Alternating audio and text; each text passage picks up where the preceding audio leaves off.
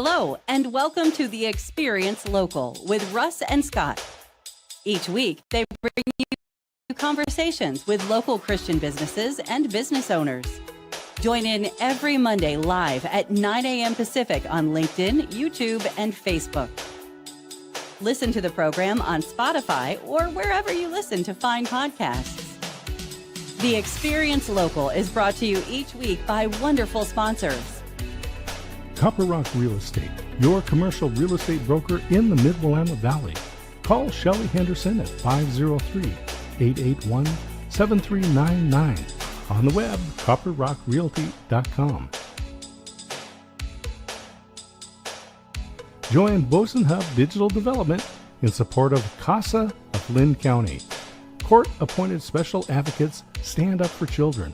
Become a CASA volunteer today. Learn more at lyncasa.org. Independent Merchant Brokers, affordable pay card processing solutions for your business or nonprofit organization. Call today at 877-460-4747. IndependentMerchantBrokers.com. The Arbor at Avamere Court in Kaiser Memory Care and Avamere at Albany Assisted Living. Arbor at AvamereCourt.com or Avamere at Albany.com. Discover Oregon Real Estate. Statewide experts in luxury home sales, farm and ranch, commercial, business sales, and land developments. On the web, dore.llc or call 541-250-1065. And now, your hosts for the Experience Local, Russ and Scott. I think that's us. Here we are live on the Experience Local, live with Russ and Scott. So great to see everybody today. And we're just excited for another Monday, right, Scott? Yeah, absolutely. Always fun to get together with you, Russ. I love hanging out. I love Mondays. I love Wednesdays when we do the Experience, a show that's been going now for 4.5 years. And this one's been going for 1.5 years. And we've had great guests talking about how they integrate their faith and family into their business life. That's so true. And, you know, it is an amazing opportunity to praise God and to really spotlight local businesses, both in the Willamette Valley and in the Texas side of life where you are. And just a reminder to everybody, we are here at 9 a.m. Pacific Daylight Time and at 11 a.m. Texas Standard Time every week for your viewing and listening pleasure. That's right. After we go live, then this will sit on LinkedIn and YouTube forever and on Facebook for 30 days. You can go back, you can share, you can rewatch, you can share with your friends, and it also converts to audio podcasts on Spotify. So you want to go listen because you don't have time to watch, please do that. Please like, share, and let us know that you're watching or listening. We would greatly, greatly appreciate that. And Scott, you want to talk about our great place to go right on the bottom of the screen there. Right on the bottom of the screen, yeah. If you want to learn more, we have a website, local.theexperience.video, and you can find our LinkedIn's there. You can find YouTube, and you can find all about the programs that we do all throughout the week. We've got Marketing with Russ on Mondays and Thursdays. We've got the Experience Local and the Experience Live with Russ and Scott Mondays and Wednesdays. The Russ Reels show, which is a panel show, always exciting, always insights to be had on that show on Thursday afternoons. And then the Waco Experience every Saturday on KBBW here in Waco, Texas, but a podcast everywhere. That's right. And this show, we're so blessed. If you're listening right now on KWIL in Albany, Oregon, or KYKN in Salem, Oregon, it broadcasts every week as well. The Experience Local, live with Russ and Scott. So we're so thankful for all of our listeners, all of our viewers. And if you're a listener on the radio, you need to try to join in live at 9 a.m. Pacific or 11 a.m. Texas Standard Time someday and see us on screen. And then you go back to the radio and you have a visual of what Scott and I look like. And Scott's really the eye candy of the whole show. So we just really. So we're severely wanting in that aspect. Hey, I for those of you who are watching, I just put the Texas flag up in the background, and I'm using my MXL 990 Patriot microphone today because today's guest, Kami Huyse, is also in Texas with me. So figure we just fly a few of the red, white, and blue colors here to this day. There you go. There you go. And Kami is a great friend of both of ours and such a blessing, and just so thankful for her. We're going to let her come in and introduce herself, but just wanted to remind everybody that we appreciate y'all being here. And if you would do us a huge, huge favor today and share this out with your friends and tag them today and tell them, hey, it's Monday. I know you're busy, but listen, the Experience Live with Russ Scott is on, the Experience Local, and you do not want to miss it today because Kami is going to be amazing. So thank you for doing that. Also, want to remind you that we're so thankful for all of our sponsors. You saw them right off the bat, and that would be Copper Rock, Casa, Boson Hub, the Arbor at Avamere Court, IMB, Avamere in Albany, and Door Real Estate. We're so thankful for all of them, and we're listener supported, everybody. Without you, we cannot continue to do this. So thank you for our sponsors. Thank you for clicking that QR code or the link in the comments today. And we appreciate you all doing that. And Scott, with that, I think we need to get Kami in. Smokey the Bear interpretation to say, only you can prevent dead air. so sponsor the show. That's a good. Think about that QR code, that link as a tip jar. If you like a great guest like Kami, I'd say drop a few pennies in there, but the pennies are going away. So nickels instead. There you go. We appreciate everybody. Well, with that, here comes our good friend and amazing at all that she does, Miss Kami Huyse. Hey, Kami. Hi, guys. How are you doing? Hey, Kami. Good to see you. Doing great. You know what, Kami? I think that there's not a whole lot of people in our community that do not know who you are, but just in case there's one or two, let's start off with the basics. Who in the world is Kami, and what are you up to? Hey, so obviously, my name is Kami, and I am a owner of Zoetica Media, which is an agency that helps brands with their social media and with their online visibility. I'm also a founder of something called Smart Social Mastery, which Scott is part of, which is a really great group of PR and marketing professionals that are looking to build their own brands. Because funny thing about PR and marketing people, we tend to not do our own PR and marketing very well. Kind of a secret. And then thirdly, I run the Social Media Breakfast of Houston. I've done this for 16 years, co-founded it with a friend of mine, Jennifer Tejada. And I love collaborations, which you guys are doing too. So I love this as well. And we bring free education to people in Houston and also online. So we do a live stream and an in-person event at the same time. So we live stream what we're doing. So it's really, really fun. I've been doing that for 16 years. Really fun. That's what I do. And Kami, we've had the chance to go to church with you, to attend your church. Yes, you have. And we'd like to talk about that, but I want people to understand just the depth of experience that you have in PR and marketing. And you don't need to be humble.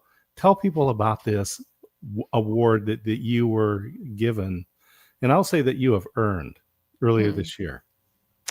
Yeah, I was really blessed and humbled, really, to receive an award from the PRSA Houston chapter for a legacy. It's called the Legacy Award, and it's meant to honor people for a lifetime of service to the industry and to the profession, which is public relations, which is what my profession has been. I've been in public relations for 30 years now. I started when I was 3. Don't worry about it. Yeah, there you go. It wasn't child labor, I promise, but close. Child prodigy. Yeah, child prodigy. So I started out in Washington, D.C. at a trade association, and along the way, I met my husband, and he is an amazing engineer, and he got a job in San Antonio at the time. And so I followed along to San Antonio where he got this job and started my own company in 2002. And so from there, I started to work in the community to see how I could support like PRSA San Antonio at the time, and slowly but surely was able to get some great some great things that I was able to do, some fun things. But also when I was in Washington, D.C., I felt like, early on, I was able to do such amazing things in my career.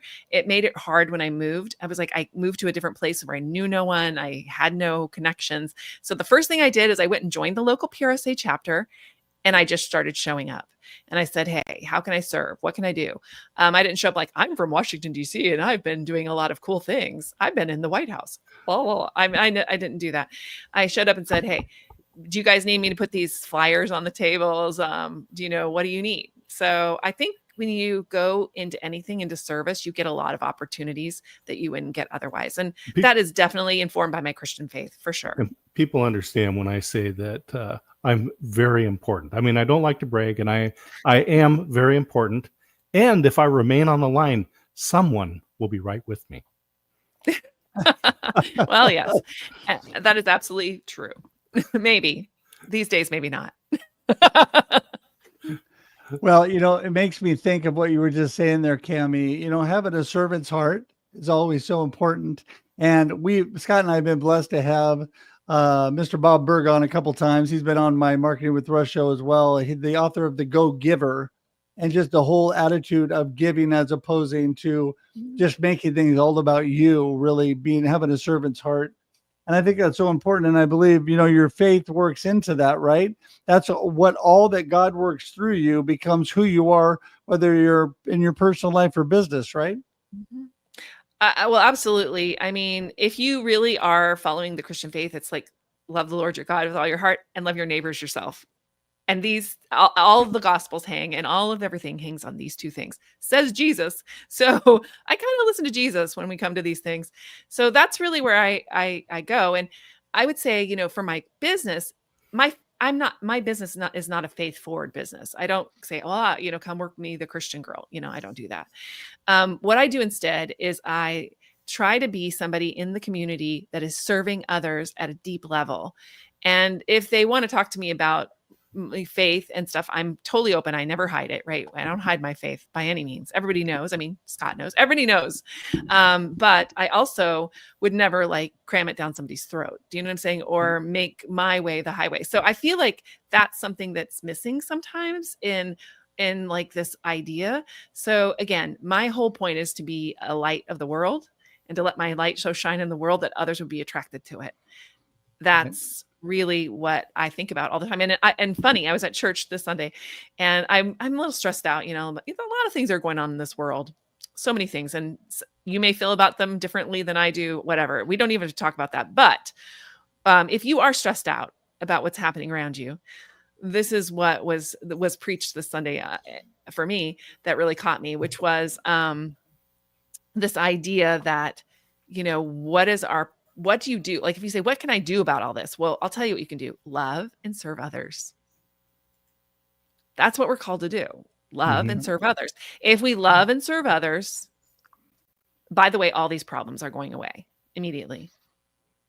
And this is one of the things that you demonstrated when you came to Houston, when you came to the Houston area, is 16 years ago, you created the social media breakfast. Tell me about your thoughts on that, because today social media is a part of the dictionary. 16 years ago, social media was what AI is today. Yes, it actually was.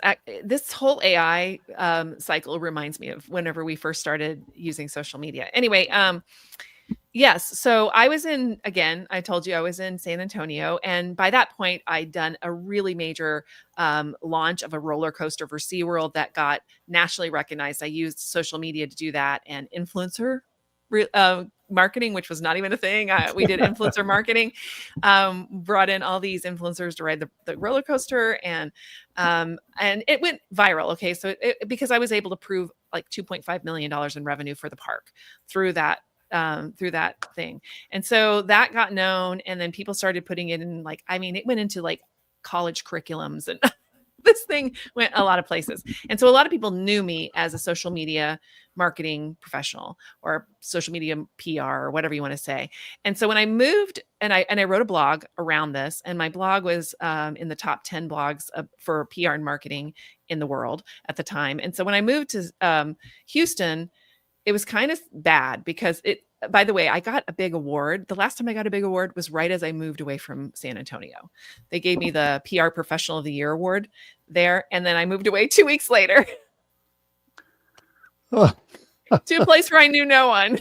So again, but I didn't not know anyone because somebody was reading my blog and her name was Sandra Fernandez. And she reached out to me. She goes, "You're moving to Houston? I live in Houston. Let's get together for lunch." And so I met Sandra for lunch. And Sandra said, "Oh," we started talking, and she introduced me to Jennifer Tejada, who eventually she and I started Social Media Breakfast of Houston. And Sandra she was at the last Social Media Breakfast last week. We just, what's great about this community is we've grown together and we've stayed together. So that's the cool part. And it is a community. I mean, Yeah. thousands of people have been a part of it, and you don't charge. Mm-hmm. No, I don't charge a penny. I never have. Well, it's interesting because I have found there might be people watching or listening today, Kami, that say, you know what? I don't really, not kind of the person that really starts things like that. And I just moved to a new community. How do I get involved? How do I connect with people? Well, I can tell you, just as you've already pointed out, there are so many amazing organizations and chambers and things out there that you can dive into and become part of that. Like you said, show up, ask if you can start, passing out flyers or helping them with things. And as you show up consistently and you become part of the group, that helps tremendously. I've been on staff at churches for, I was on staff for over 35 years. And when I changed churches in between staff positions, we went into a church, and the first thing I told my beautiful wife is, let's join the choir, let's join the worship team, let's start getting involved with people so that people get to know us and we get to know them. And then it helped so much as far as growing with that community. And I think that is where you get opportunities, like you said, to shine your light and show people the kind of person you are, because God works through us and shows everybody our character by how we act and love people and care about people, right? I think that is so, so important.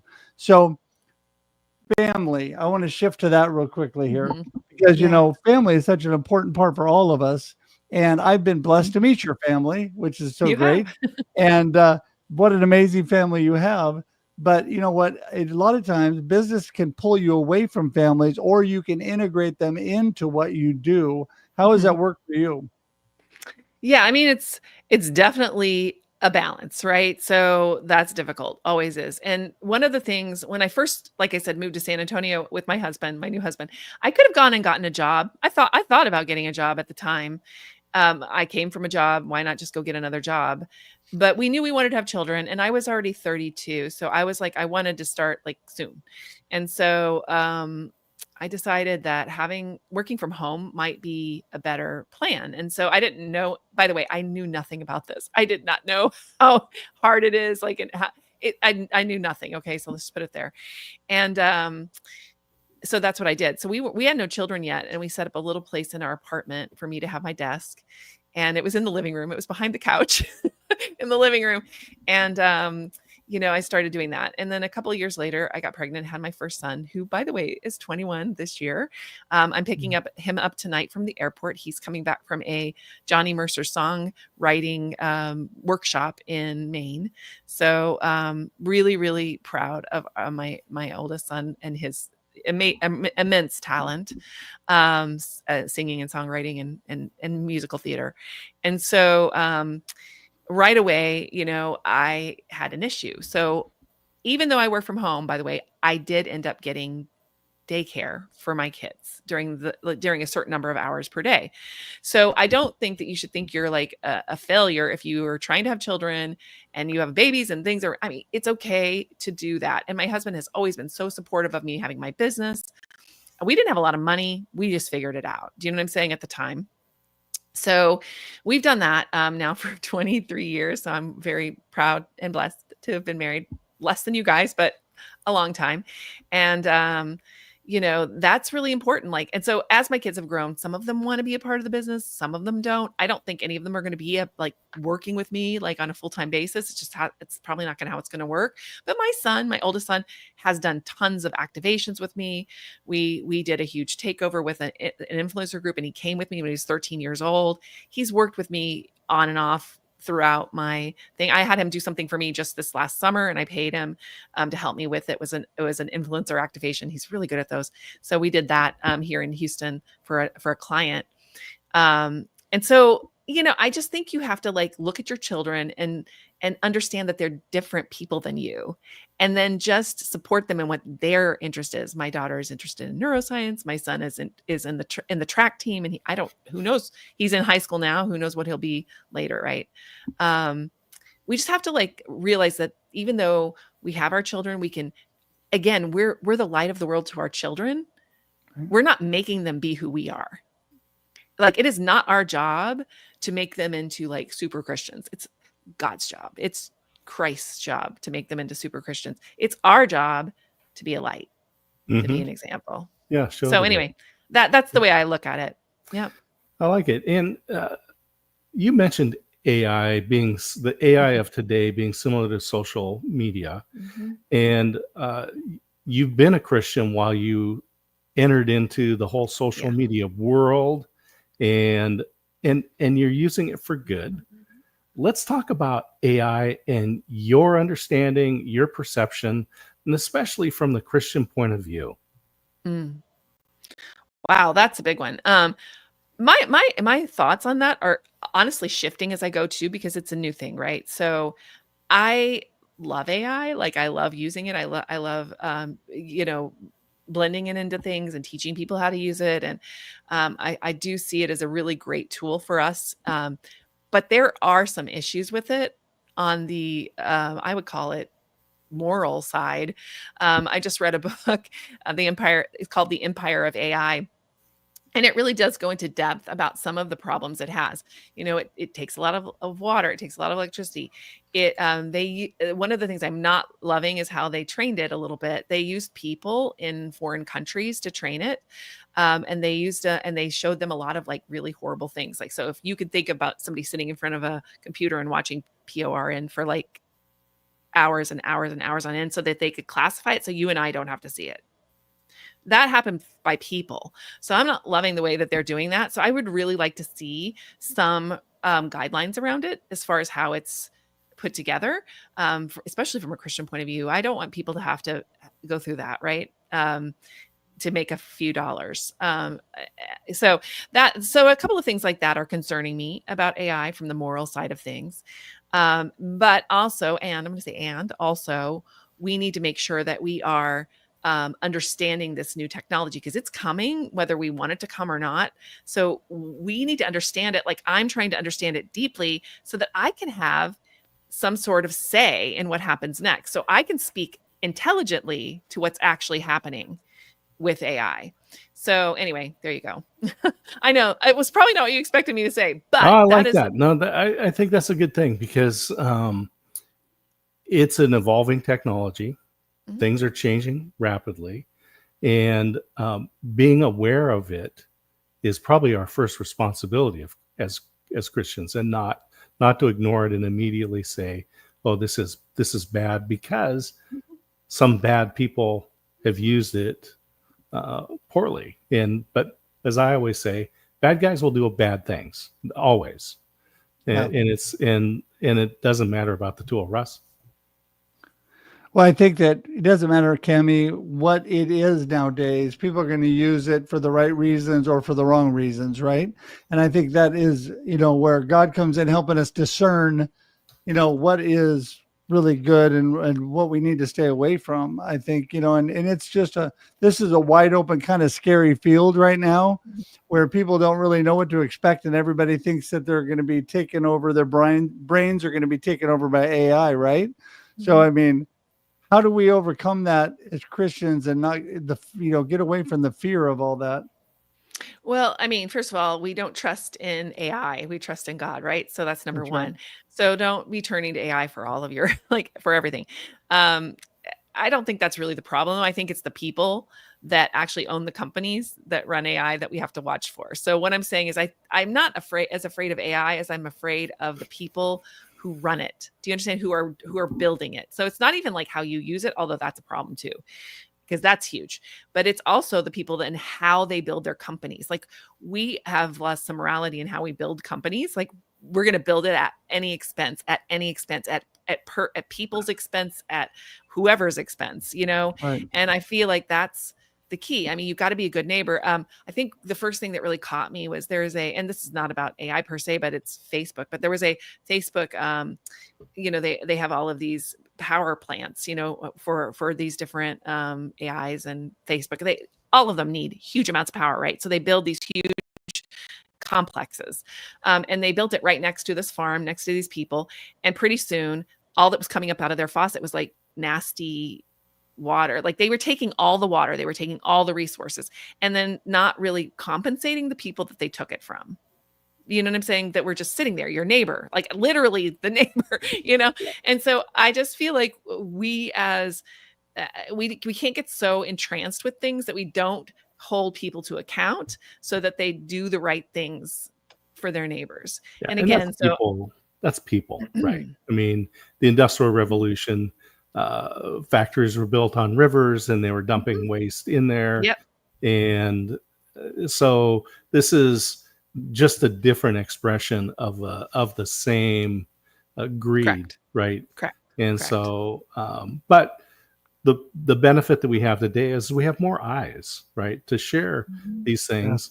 Yeah. And we have smart people who can also find solutions to these problems, right? So, that is so true. Yeah, if we need energy, we'll find ways to generate the energy that won't damage people's lives. Russ? Well, I'm going to jump in and just say I got to be the responsible host and start wrapping things up for our time today. But Kami, you are such a blessing and so full of knowledge and so full of the grace of our Lord Jesus. We're so thankful for that.